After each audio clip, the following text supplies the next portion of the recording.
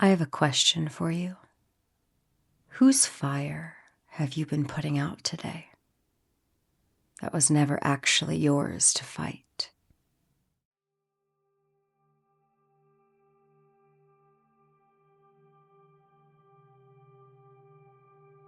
Welcome back, beautiful souls, to Softening into Momentum. I'm Miki, and I want to speak directly to a specific person in this episode. The helpers, the fixers, the recovering people pleasers. The ones of you who've built your whole identity around being the dependable one, the strong one, the one who, despite your best efforts, ends up putting on someone else's oxygen mask before your own. This one's for you. So get comfortable. This softening into momentum musing is called Letting the Fires Burn.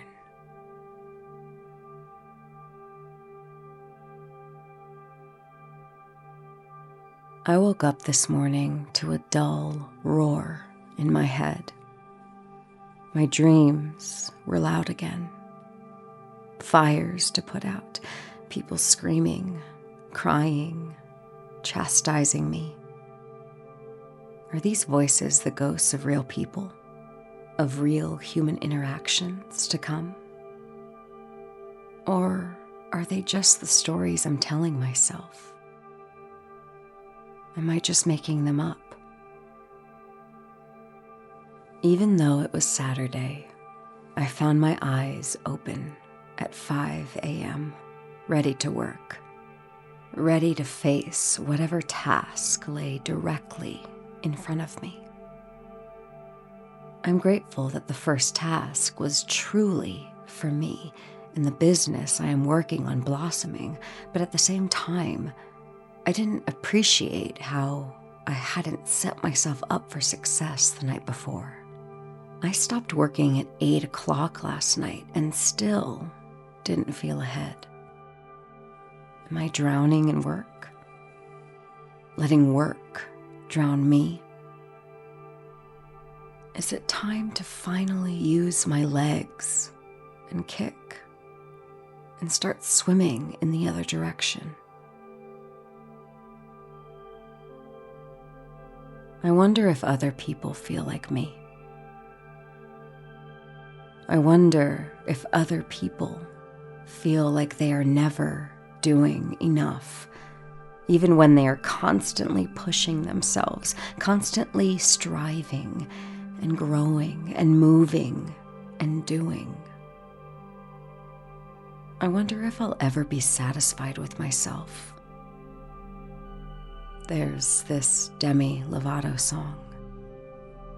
I wonder when I love me is enough. It's enough. I promise it is. But for some reason, I can't stop myself from gravitating towards every single fire I see, assuming that it's my responsibility to put it out. Especially the ones I didn't start.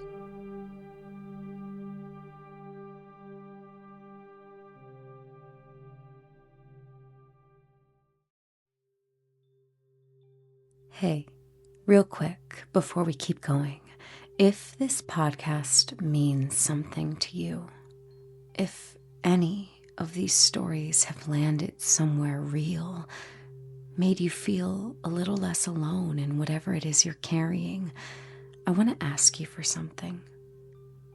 And not because I have to, because this work only survives if people like you help carry it forward with me. There are a few ways to do that, and none of them require more than you have to give. First, and honestly, the most powerful one, share this episode with a friend.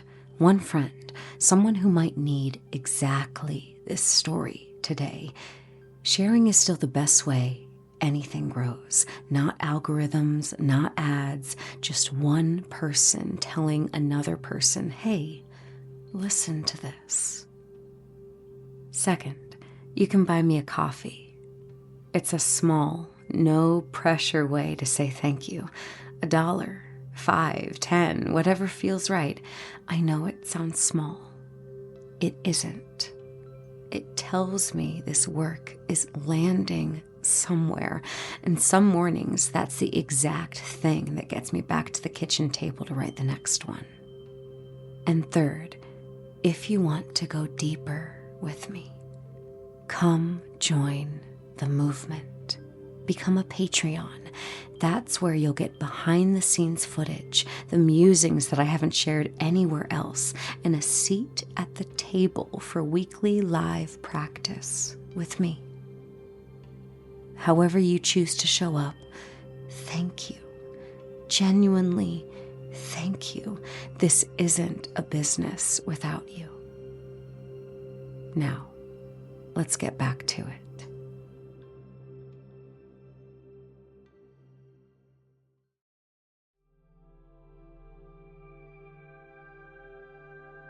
In my working history, I used to assume the role of the person who would show up and put out fires. I really didn't enjoy that very much. The idea of having to solve problems constantly, while I was good at it, wasn't exactly my cup of tea. I much prefer the person who can enter into a harmonious and cohesive working environment, find the system or pattern, and make sure that the system is fully supported and put into place. It's always so difficult to find a work environment like that these days. Something that feels balanced. Why is that balanced word so elusive? Even when things seem calm on the surface, there's usually chaos hidden underneath it. So, I think by design, I have started to morph into this kind of professional who is so proactive about the fires that I end up attempting to put out fires even before they start. Only you can prevent forest fires, right? Yes, only me. It has to be me. It's always only me. Why is that? It's so hard for me to ask for help. It's so hard for me to attempt to be a human. It's uncomfortable. What is this? My inability to give up control, or the thought that maybe someone will think less of me if I'm not the one who has the answer to the problem. Maybe I will be in trouble. Maybe I will be blacklisted. Maybe I will be discarded, passed over, and instead, they'll find someone else to solve their problems. Maybe a vacation sounds nice. Maybe a little less pressure would be just what I need. I know that I'm the only person in my life who is putting pressure on me. I am sober and awakened enough to know that. But I guess I'm still stuck on the why. Why do I constantly feel this need to do and answer and be the one who is always there, the one they can depend on?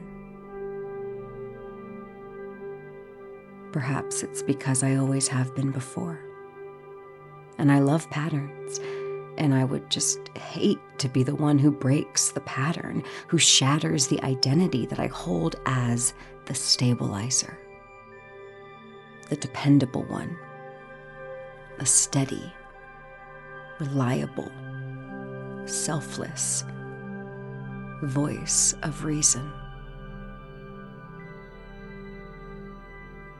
I don't want anyone to fall.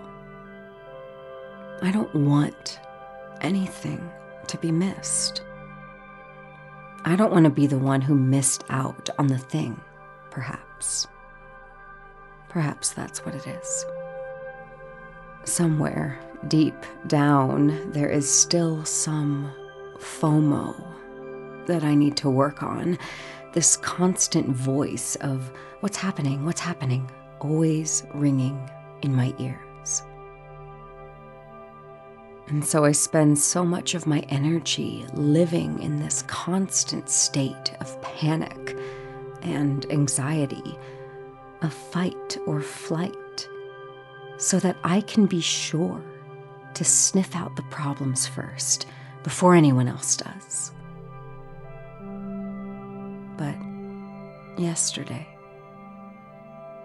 I stumbled upon a little article about forest fires and learned that they're necessary. How some trees actually need the heat of flames to release their seeds. How the underbrush must burn away in order for new growth to emerge. How indigenous cultures understood this and practiced controlled burns before we decided we knew better and had to extinguish every single spark. What if these fires I'm constantly racing to put out aren't disasters, but simply part of life's natural cycle? What if some problems aren't meant to be solved by me, but are meant to burn their course, teaching, showing, renewing? This morning, sitting with my coffee, I watched a spider rebuild its web on the tree in my back courtyard. The elements had torn it apart completely, but the spider doesn't rage or despair. She simply begins again, following the natural blueprint in the DNA. The only thing she knows how to do, what she is called to do. The circle of life. No anxiety about what happens if this happens again. No resentment about the work that lies ahead. I am learning to see that anxiety as my attempt to control the uncontrollable. The truth is, I am not responsible for the balance of the entire world. I'm just one tiny part of it, with my own role to play. Some fires must burn. Some structures must fall. Some problems must resolve themselves without my intervention. Today, when my phone buzzed with that urgent email, I paused before reacting. Is this truly my fire to fight? Or am I rushing to extinguish something that actually might need to burn? What wisdom might emerge if I step back and watch the natural process unfold?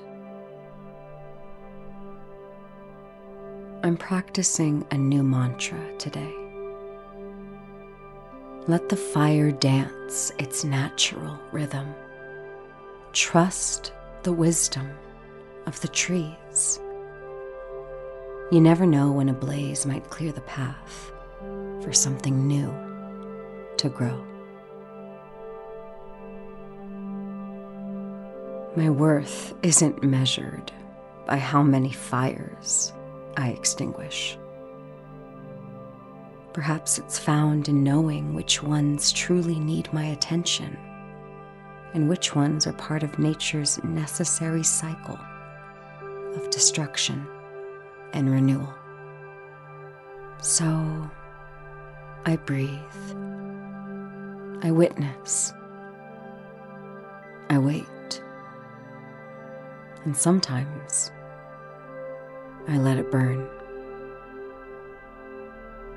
When in doubt, just go to bed.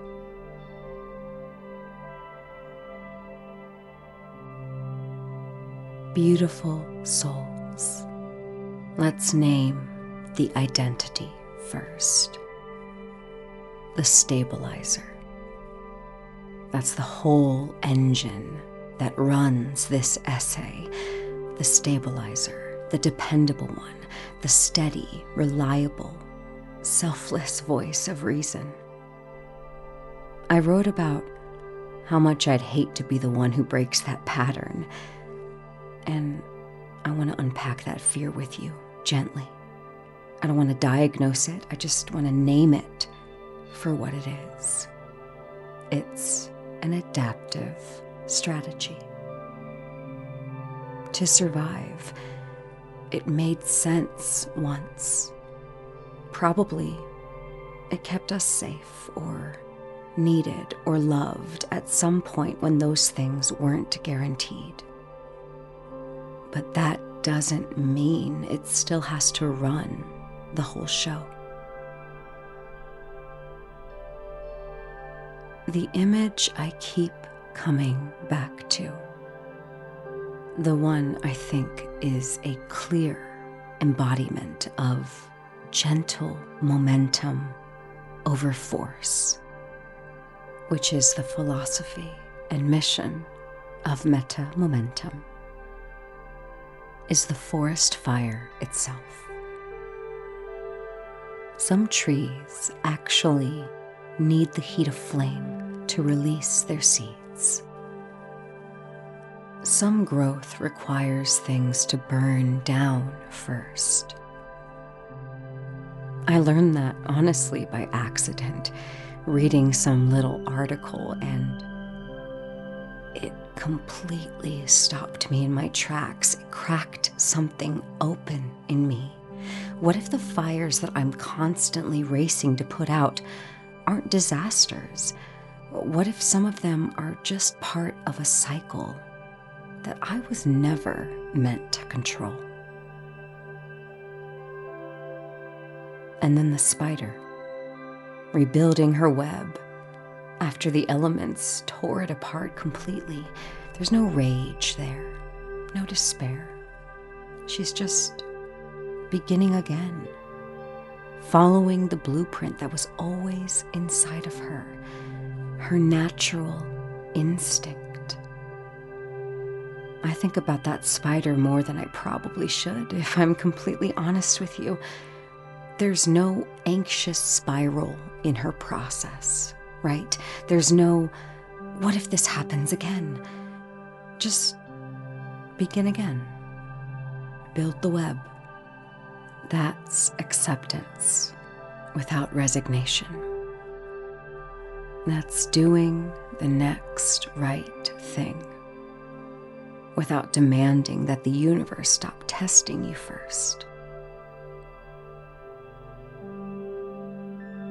And the beautiful reframe that I keep practicing, the one that I named right there in the essay, is this truly my fire to fight? I want to be straight with you. That's not a one-time epiphany. That's a discernment practice that you return to again and again. You ask it every single time urgency shows up, because urgency is going to keep showing up, probably for the rest of your life. The question is whether you'll keep running toward every single one of them, or whether you'll learn to ask yourself each time, is this one actually mine?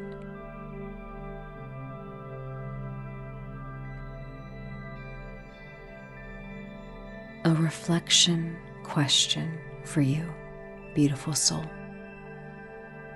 What's one fire in your life right now that might actually need to burn?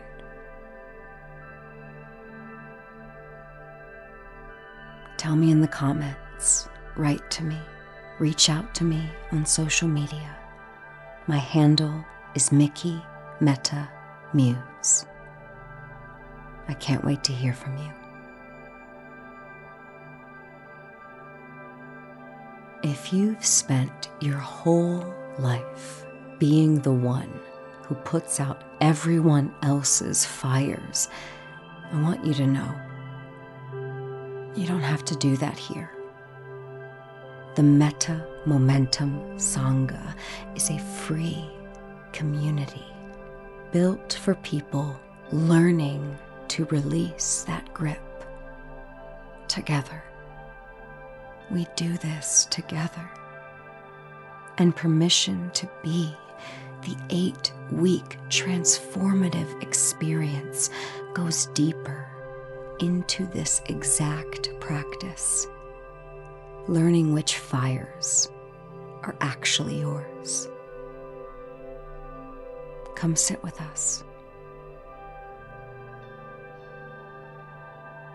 The Softening into Momentum podcast is lovingly curated, created, written, edited, and produced by me, Miki Byrne, with accompanying sound bath frequencies by my good friend, Static.